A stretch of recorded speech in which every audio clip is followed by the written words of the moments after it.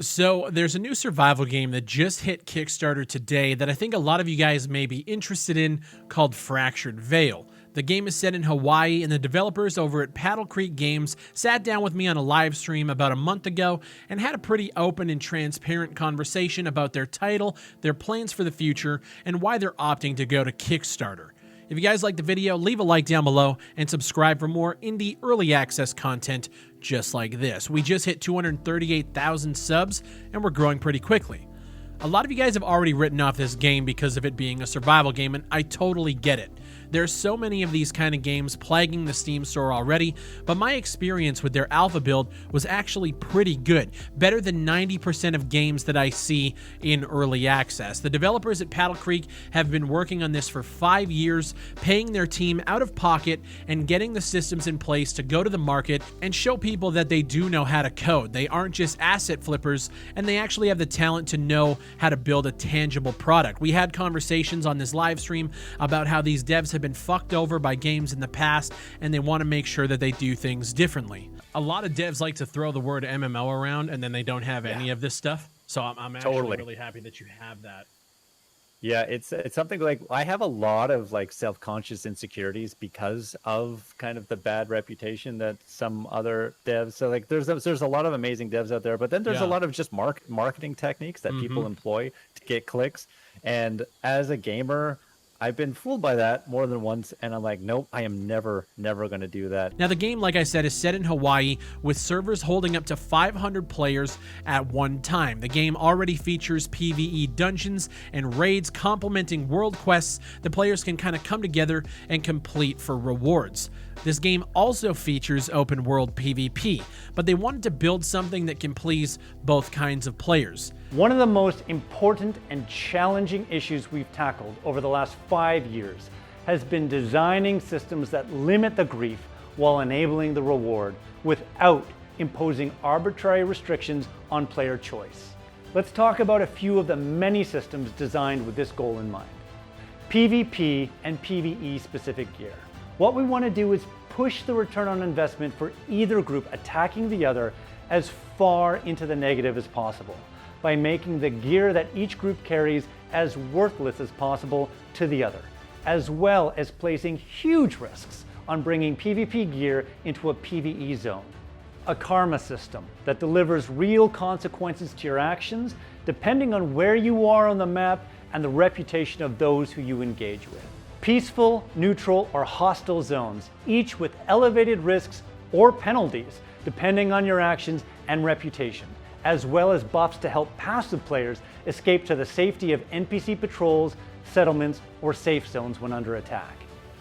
This is a contentious topic to say the least, and it would take an entire video dedicated to covering how we're handling this. So I would encourage you to dive deeper into what we have planned and join the conversation. The bottom line is that we have spent 5 years designing a game where the option of collaborating with a stranger is just as viable as killing or competing with them. With robust base building inspired by 7 Days to Die, the larger your base gets, the bigger mutant waves eventually come. Now, one thing I did like was the idea of cannibal AI. So if you have a mutant wave come through and you leave a bunch of dead bodies around your base, eventually cannibals on the island start to show up, and the more bodies they eat, the stronger they become. So you actually have to burn the bodies to get rid of them. Now, one thing I know a lot of people are wondering with games like this, how much of this is assets? With a team of 12 building out a game this ambitious, where are the shortcuts? One thing myself and others noticed during this live stream was the use of assets. We noticed that the animations while holding the rifle reminded us of Iron Belly animations with the weapons and just the hand animations. And when we asked the developers, we just asked them straight up, how much of this is yours and how much of this is assets? And I want to give you guys their answer just right from the horse's mouth. So, five people, 5 years. How much of this is custom content? A lot of the games that I cover on the channel are what we call asset flip. Guys just put a bunch of marketplace assets together and call it a day. How much of this is custom? Yeah, so I mean, as was asked in my chat there, what do we spend the most amount of time on? When you've got the budget for a team of 5, engineering becomes the biggest priority. So in terms of making custom content, that definitely takes a back seat. And that's where the Kickstarter is going to be coming into play. But I would say in terms of our world, like we have a totally custom world. Most of the foliage is, it's true to Hawaii. So that's all custom. You can see our construction system. That's all custom. Most of our guns were made in-house. And probably 60% of our mutants are custom as well. So I would say overall, in terms like what we do is we break it down into like what needs to be custom. Like, do we need custom garbage cans? Do we need custom lampposts? Probably not. Do we need custom mutants and custom guns? Hell yeah. Do we need custom locations that are true to Maui and have that Hawaiian flair? Hell yeah. So it's in terms of the content that matters, I would say at least 50 to 60% of it is custom right now, with the Kickstarter goal being to take the rest of it and make it 100%. In terms of the generic stuff, like, again, garbage cans, street lamps, the road, are we going to spend 10 grand on a custom highway texture when this is going to be just fine and we could spend that 10 grand on a brand new monster? Probably not. So it's an interesting question to answer depending on kind of where you're looking for that content. Sure. And then, I mean, obviously you guys are building, like we talked about earlier, like a fully fledged MMO with questing and stuff like that. In terms of like that stuff, is that all custom, or are we just kind of splicing blueprint together? Like good. A lot of these other games. So great question. So that's okay. So you have a little bit of a deeper technical understanding of how this stuff gets made. So that's great. So for anybody that doesn't know, there's a whole marketplace for what are called plugins. That it's like a quest plugin, and you can drop it into your game, and now you have quests in your game. And this is I think one of the biggest dangers and risks with something like the Unreal Engine, is it really gives people through this marketplace this false sense of confidence that, oh, I can just spend $400 on plugins and now I have an MMO. And that's not the way it works. It works great for prototyping, but the moment you want to put this stuff into a production game, it all just falls apart, because none of these plugins are written by actual professional developers. I would say probably 10 or 15% of the marketplace is actual developers that could walk into Ubisoft and be like, give me a job, and they would say, okay. The rest of them are hobbyists that are really great as kind of bedroom or basement developers. But once you take their work and drop it into a game like this, or more importantly, once you take their work and you try to make it interact with other plugins that were never intended to work together, that's where everything falls apart. So they're either going to be really good at one specific purpose, working in a vacuum, or they're going to be really good at just prototyping and you don't care about performance or anything like that. So in terms of the systems, 100% of everything in this game is custom from the ground up, because it just does not work in a production environment to take blueprints. I mean, 80% of our game is C++ anyways, because even well-made blueprints just don't hold up in a production game like this. Like, you need C++ because it's so much leaner, it's so much faster, it's so much easier to debug when things go wrong. You can't have multiple developers working on a blueprint because it's a binary asset. Let's go. So that's yeah, long answer to that question. That's the answer we were all looking for in my chat right now. Oh, I am very, very happy.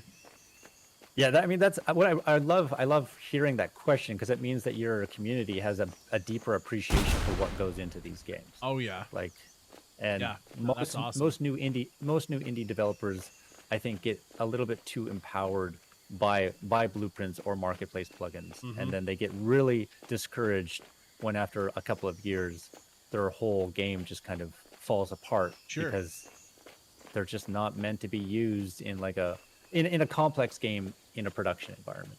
And when we asked about the rifle animation, they said that it was their own. And this was one of the most surprising things about this entire interview, was the developer, his name is Ryan, the guy I was talking to during this live stream, is actually one of the founders of Iron Belly. and he doesn't promote it. He doesn't really let people know, but he used Iron Belly in putting the marketplace assets on the store for other developers to use. He used some of that to be able to fund this project and didn't really tell anybody, but I think that's one of the most amazing ways to build a project out, and it shows me that this guy actually has the talent to create this game. Rossi, ask him if the scar animations were made in-house. I can tell that they weren't. I believe that is marketplace. No, they actually were. Really? Yeah, we are the ones that released these weapons to the marketplace. So as a way of helping to fund the project, we made these guns and animated them and released them to the marketplace. So Wow. every other game in the world that uses this is using our animations. Oh, wow. Well, there you go, Frosty. I was going to say, I've seen it before. It's crazy. Even PUBG launched with our guns. Wow.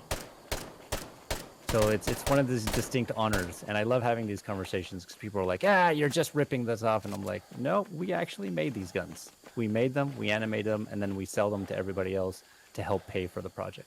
Okay, Frosty's saying these guys are Iron Belly. I thought Iron Belly were the guys who made the actual models. Yep, that's me. I'm the founder of Iron Belly Studios, and Paddle Creek is the company that we spun up to do Fractured Veil. So Paddle Creek is only for Fractured Veil, but I also own Iron Belly Studios. Shit! Well, all right, cool. That's where the conversation usually takes a turn. Of you get these guys on the internet, and they're just like, no, you're not. No, you're not. I'm like, yeah, actually, that's dude. I'm very impressed right now.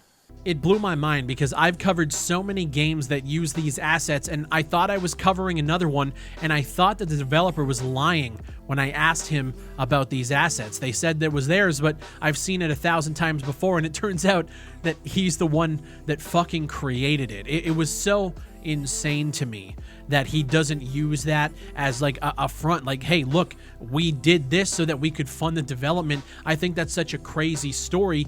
We're not seeing the asset flipper, we're seeing the asset creator finally create their dream project. Now, we had a conversation about their monetization model as well, and they don't believe in anything like gouging the consumer. You pay the $29 for the game at launch, and you're in. There's no hidden fees, there's nothing. One of the questions that they did have there, I do want to answer is, what's your guys' plans for monetization? So right now, it's just straight up pay $29, you get access to the game. Cool. That's the easiest way to do it without having to worry about pay to play, anything like that. Down the road, though, what we're really excited for, and who knows, maybe we have a conversation about this, you and me, of doing things like voice packs, or, you get your own custom fanny pack that you might unlock. There might be 50 fanny packs, but you only get access to 10 from the beginning. So a lot of custom aesthetic options, as well as custom emotes, all of the stuff that allows you to kind of make this character your own without giving you any sort of advantage in the world. It can be skins on construction, and we can start bringing in things like the Steam Marketplace or the Steam Workshop as well. So those are the non-upfront monetization strategies that we have. But the main one is just $29 in the beginning. It might go up to $39, after a while, and that gets you access to the game, and there's nothing outside of that. Cool. This is a project that I actually believe could be a great survival game, and although it has a long way to go, the progress that it's already made is kind of astounding, considering they built almost all of this themselves. This right here is tried and true. This is everything that I preach about game development. These guys took it upon themselves to create a game using their own code, using mostly their own art, funded by themselves out of their own pocket this far, and are going to crowdfunding with an actual game to showcase. Their Kickstarter's asking for $100,000 US to get to the finish line and hit early access in 2022. And from everything I've seen thus far, I believe this team is actually capable of making this happen.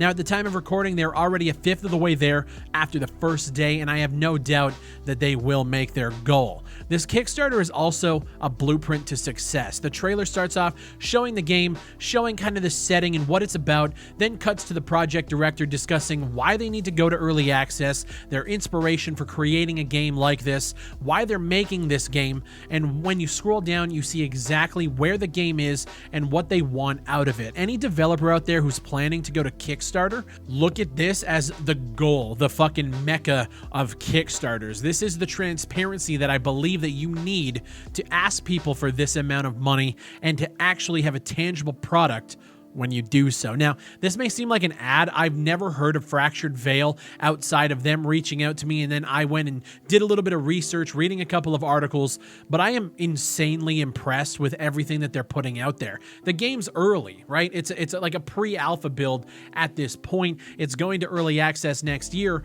but I believe that everything that they have created so far is impressive. Now, I myself have backed this project, and I look forward to doing another live stream with Ryan and being able to showcase this game to you guys again. Any questions or concerns that you have, leave them down below, as I know all the devs are watching. And when we can schedule a time to do another live stream here on YouTube, let's just bombard them with the real shit that I know you guys are going to want to ask.